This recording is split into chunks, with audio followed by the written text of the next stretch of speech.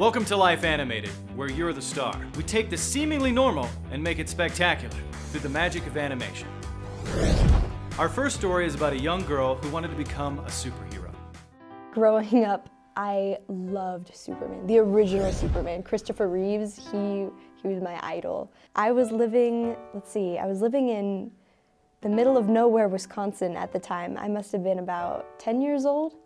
And my mom was driving my sisters and I home from church, and it was a really pretty, scenic drive home.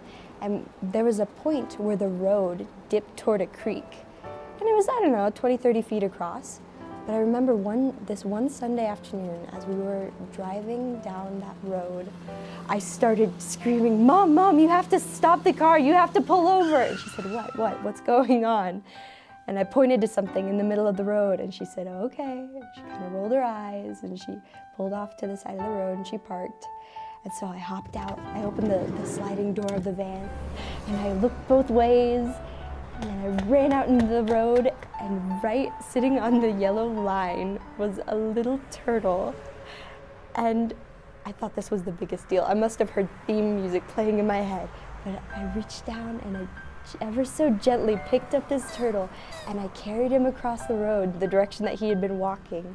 He was making this journey across this vast stretch of pavement, and I sat him down on the bank of the creek, and then he scurried into the water, and then I marched my way back to the van, and I was so proud of that. I must have been glowing. I got back in the car, wiped off my dirty hands on my little Sunday dress, and we drove home. It was great. I was so proud of that. I shared that story with all of my cousins and aunts and uncles, and one of my aunts actually made me a t-shirt for it that said, "This gal helped a turtle once." I swooped in from above and I saved the day. She saved a turtle. It was pretty cool. This next story is about a family that got themselves into a smelly situation. When I was a young girl growing up, we lived on a melon farm in the Arizona Strip, and it's very hot and dry. So if anyone's brave enough to go out there and try to make a living, then they sort of create this natural oasis for all the critters and creepers that could exist. So amongst the many things that are completely adaptable are skunks. But one night, our cat just came banging into the kitchen, just reeking of skunk.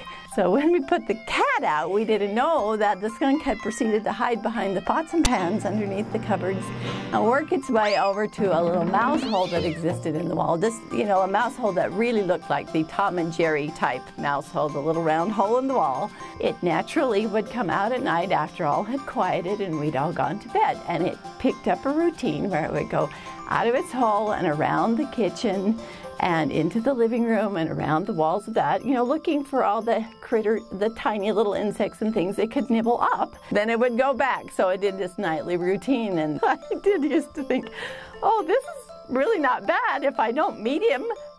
But the biggest problem that existed was this home had been built before indoor plumbing, and when we put up a flush toilet, it had its own space outside of the house. But you had to go out of the house to go to it and back in, and now the skunk is there. So if you have to get up at night, it took a lot of courage to talk yourself to getting out of bed. And I remember doing that one night and tiptoeing as carefully as I could, and I got out and I finished my business and I was ready to come back, and I had to get my courage up to open the door to the kitchen and listen.